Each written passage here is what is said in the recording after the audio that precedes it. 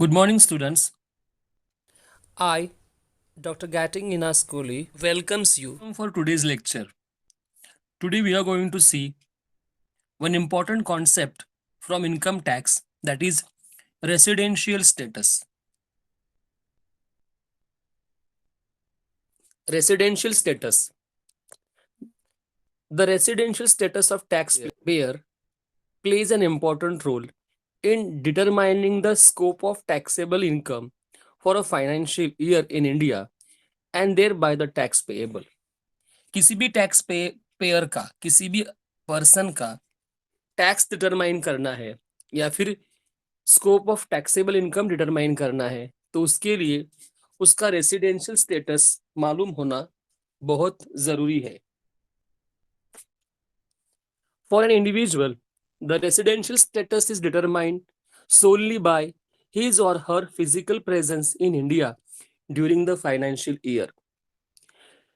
किसी भी इंडिविजुअल का रेसिडेंशियल स्टेटस आपको डिटरमाइन करना है, तो उसके लिए वो आदमी इंडिया में फिजिकली कितने दिन रहा है, कितने दिन का स्टे उसने इंडिया में किया है एक साल के अंदर, उस पीरियड को काउंट करके रेसिडेंशियल स्टेटस डिटरमाइन किया जाता है. The taxability of individual in India depends upon his residential status in India for any particular year. The term residential status has been coined under the income tax laws of India and must not be confused with the individual's citizenship in India. See, दो चीजें हैं, residential status और citizenship इन India. बहुत बार ऐसा होता है कि लोग रेसिडेंशियल स्टेटस और सिटीजनशिप इन दोनों चीजों के लेके कंफ्यूज होते हैं. Residential status income tax laws के अंडर आता है और सिटीजनशिप जो है वो अलग मामला है. तो दोनों चीजों में कंफ्यूज नहीं होने का. An individual may be citizen of India but may end up being non-resident for a particular year. Similarly, a foreign citizen may end up being a resident of India for income tax purpose for a particular year. ऐसा हो सकता है कि कोई एक आदमी, individual, देश का नागरिक है, सिटीजन है, लेकिन साल के एंड में ऐसा हो सकता है कि उसका स्टेटस नॉन रेसिडेंट आ सकता है, या फिर कोई फॉरेन सिटीजन है जो इंडिया में आया है, उसका साल के एंड में स्टेटस रेसिडेंट आ सकता है. सो ये काउंटिंग जो है, ये काउंटिंग सिर्फ टैक्स पेएबिलिटी या फिर टैक्स उसको एप्लीकेबल है या नहीं, कितना एप्लीकेबल है, उसका कौन सा इनकम इंडिया के टैक्स सिस्टम में अप्लाई होगा, ये ढूंढने के लिए ही किया जाता है. Also to note that the residential status of different types of persons. Likewise, an individual, a firm, a company, etc. is different, determined differently. हमने लास्ट लेक्चर में देखा था कि पर्सन के बहुत सारे टाइप्स पर्सन कैटेगरी में आते हैं. जैसे कि इंडिविजुअल आता है, कंपनी आती है, फर्म आती है, एचयूएफ आता है, देन एसोसिएशन ऑफ पर्सन आता है, बॉडी ऑफ इंडिविजुअल आता है, आर्टिफिशियल पर्सन आता है. तो हर एक चीज का रेसिडेंशियल स्टेटस काउंट करने का तरीका अलग अलग है. फिलहाल we are going to see only about residential status of individual. Now the question is how to determine residential status. How to determine the residential status of a individual. For the purpose of income tax in India, the income tax laws in India classifies taxable per person as follow. किसी भी आदमी को taxable person की category में count करना है तो तीन तरीके से काउंट होगा. एक है रेसिडेंट, दूसरा है a resident not ordinary resident, a non-resident. So R, NOR and NR. The taxability differs for each of the above categories of taxpayer. Before we get into taxability, let us first understand how a taxpayer becomes resident N R N R और N N R, मतलब resident, ordinary resident and NRI, इन तीनों category में taxability जो है वो अलग अलग है। तो पहले टैक्सेबिलिटी के बारे में जानने से पहले हम ये क्लासिफिकेशन कैसे किया जाता है या फिर स्टेटस कैसे डिटरमाइन करते हैं, इसके ऊपर ध्यान देंगे। तो इनकम टैक्स एक्ट में इसके बारे में क्या प्रोविजंस है या फिर क्या डिटेल्स दिए हैं। तो section 6 of income tax act deals with residential status, then section 6 subsection 1 deals with resident, section 6 subsection 6 deals resident and ordinary resident, and section 3 subsection 30 deals with non resident. आपको ये सब सेक्शंस को याद रखना है। रेसिडेंशियल स्टेटस का जो information है वो सेक्शन 6 में है, रेसिडेंट का इंफॉर्मेशन सेक्शन 6 सब सेक्शन 1 में है, नॉट ऑर्डिनरी रेसिडेंट का इंफॉर्मेशन सेक्शन 6 सब सेक्शन 6 में है, एंड एनआरआई का इंफॉर्मेशन 3 सब सेक्शन 30 में है। First, resident. A person would qualify as a resident of India if he satisfy one of the following two condition। किसी भी आदमी को या फिर किसी भी person in in the context of income tax, किसी भी पर्सन को आपको रेसिडेंट ऑफ इंडिया का स्टेटस देना है, तो उसको नीचे दिए गई दो कंडीशंस जो है उनमें से एक कंडीशन को फुलफिल करना पड़ेगा। अब वो कंडीशंस क्या है? पहला है stay in India for a year is 182 days और मोर। जिस साल को हम स्टडी कर रहे हैं बेसिकली वो प्रीवियस ईयर रहता है।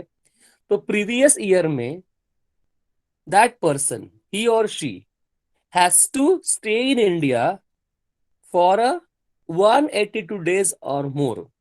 तो जो आदमी लास्ट ईयर में, प्रीवियस ईयर में इंडिया में 182 डेज और मोर, इससे ज्यादा स्टे किया है, that person would be classified as और treated as resident of India.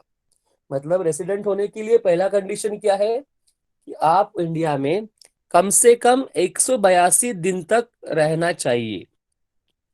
अभी ऐसा कुछ कुछ मामले में कुछ लोगों का ये कंडीशन फुलफिल नहीं हो रहा है, तो उनके लिए कुछ अल्टरनेटिव कंडीशंस दी है।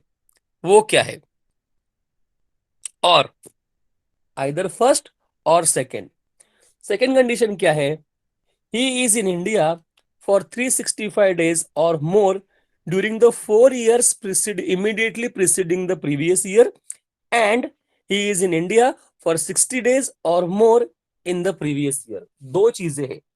कंडीशन नंबर 2 में दो चीजें हैं, कंडीशन नंबर 1 में एक ही है, और उसको और में जो अल्टरनेटिव दिया है उस अल्टरनेटिव में two conditions are there. That what? That person should be in India for 60 days in previous year. पिछले साल में, जिस साल के बारे में हम बात कर रहे हैं, उस साल में वो 60 डेज इंडिया में रहना चाहिए। उसके अलावा उस साल से 4 साल पहले, जैसे कि अब हम बात कर रहे हैं 2020-21 is our assessment year, and in this year we will count the income of 2019 and 2020. So 2020 is your previous year.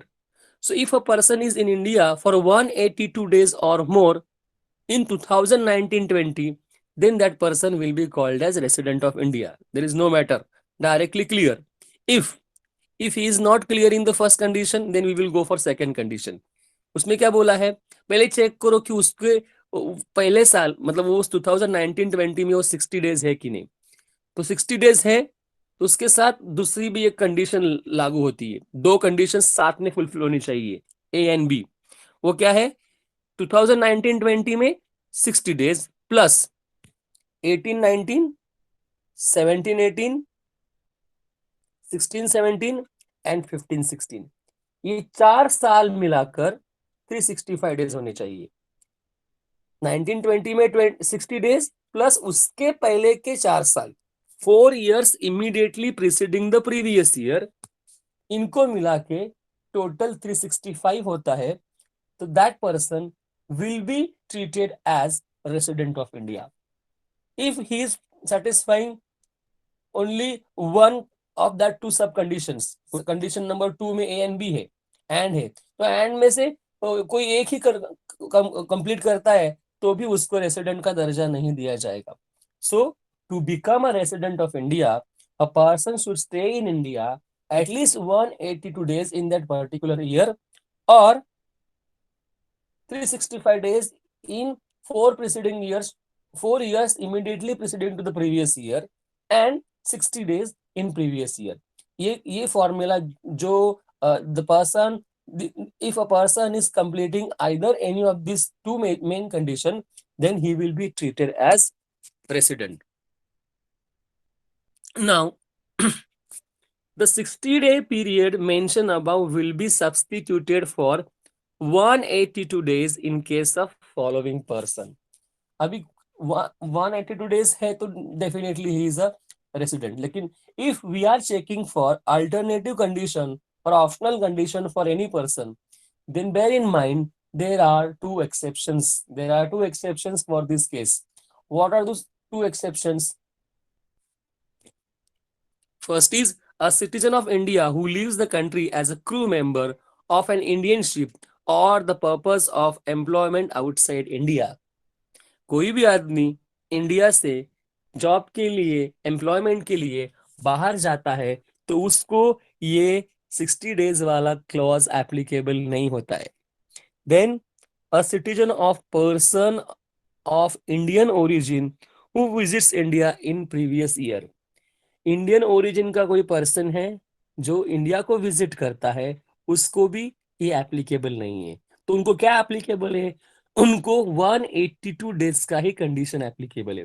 So whenever any case problem और case study comes in your in front of you and you are asked to find out his residential status for a particular year, that is for last year, previous year, then you should check that whether that person has left India for employment purpose, then he is not eligible to check with the second condition.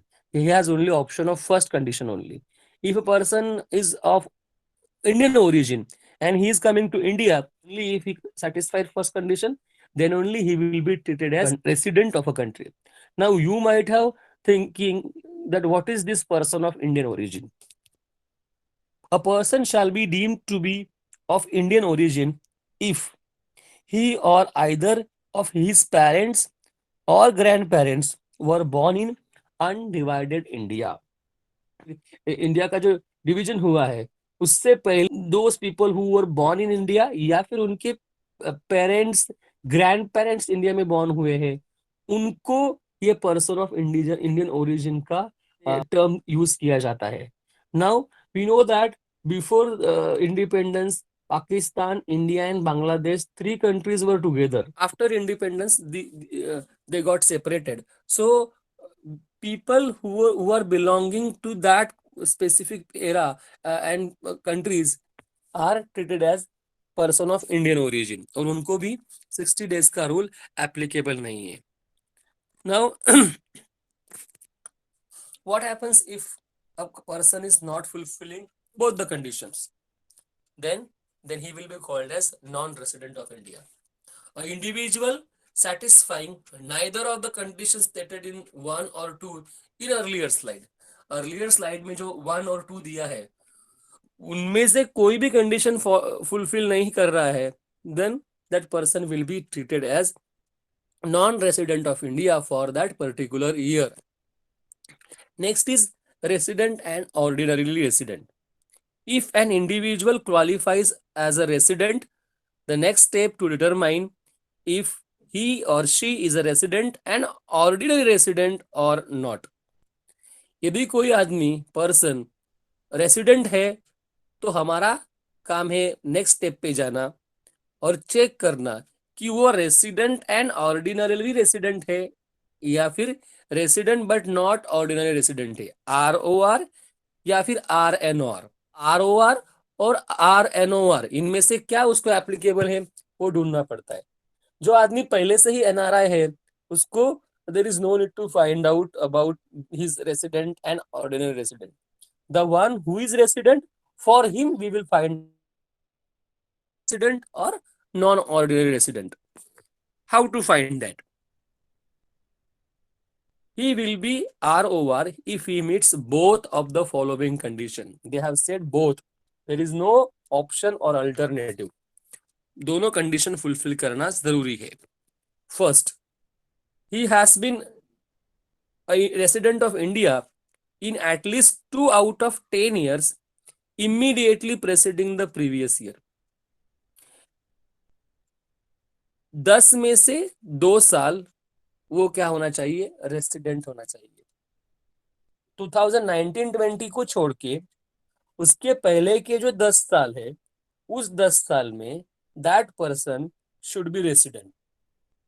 मतलब 2019-20 में वो resident है, उसके पीछे के जो 10 साल है उस 10 साल में कम से कम 2 साल वो रेसिडेंट होना चाहिए। 2 साल के लिए उसने पिछले स्लाइड में जो बताया गया है, वो पिछले स्लाइड्स में जो जो जो कंडीशंस है, वो कंडीशंस एटलीस्ट 2 साल के लिए उसको एप्लीकेबल होनी चाहिए। उसके साथ में एंड दूसरा कंडीशन भी है, वो भी फुलफिल होना चाहिए। वो है he stayed in India for at least 730 days in 7 years immediately presiding the previous year. Previous year छोड़ के उसके बाद वाले जो 7 साल है, उस 7 साल में कम से कम 730, 29 नहीं चलेगा, 31 चलेगा, 730 और उससे ज्यादा दिन वो आदमी, he or she has stayed in India, then that person will be treated as resident and ordinarily resident, RNOR, ROR। तो ROR होने के लिए क्या जरूरी है, पहले तो वो आदमी उस साल के लिए, प्रीवियस ईयर के लिए रेसिडेंट होना चाहिए। ये सेटिस्फाई होता है तो 2 चीजें और चेक करनी पड़ती है। उसमें से पहली चीज है ही हैज टू बी, और उसको प्रीवियस ईयर छोड़ के बाकी जो 10 साल है पीछे वाले, उन 10 साल में से 2 साल रेसिडेंट होना चाहिए। और उसके साथ साथ प्रीवियस ईयर छोड़ के 7 साल जो पीछे के हैं, उस 7 साल में 730 दिन इंडिया का स्टे चाहिए। ये दोनों कंडीशन फुलफिल होती है तो वो रेसिडेंट एंड ऑर्डिनरीली रेसिडेंट इस कैटेगरी में जाएगा।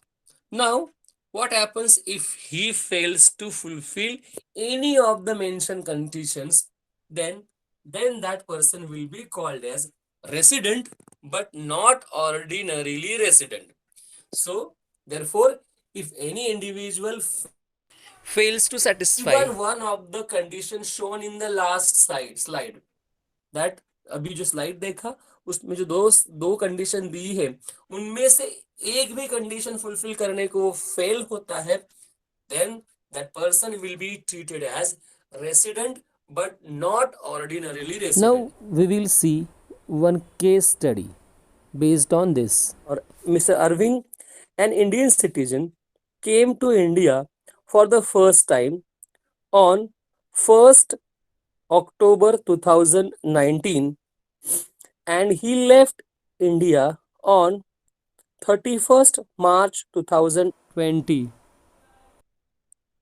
During the previous year 2019-20, is he a resident during assessment year 2020-21? Mister Arvind है जो इंडियन सिटीजन है, वो इंडिया को आए फर्स्ट टाइम 1 अक्टूबर 2019 को, और उसके बाद 31 मार्च 2019 31 मार्च 2020 को वो फिर से वापस गए। तो इस केस में मिस्टर अरविंद रेसिडेंट है या नहीं है, ये हमें ढूंढना है। तो ऐसी केस आपके सामने आती है तो पहले हमें क्या चेक करना पड़ेगा कि वो पर्सन ऑफ इंडियन, रूल क्या है, रूल ये है कि लास्ट ईयर में प्रीवियस ईयर में उसे कम से कम 182 डेज इंडिया में रहना चाहिए, या फिर 60 डेज प्रीवियस ईयर में और 365 डेज उसके पहले वाले 4 सालों में होना चाहिए। अभी हम चेक करते हैं पहले वाले कंडीशन को। पहले वाली कंडीशन आप देखते हो तो वहां पे क्या दिया है, देखो। His date of arrival is 1st October 2019 and date of departure is 31st March 2020. So we have to calculate his total stay in India. He is in India for how many days? अक्टूबर में 31 days,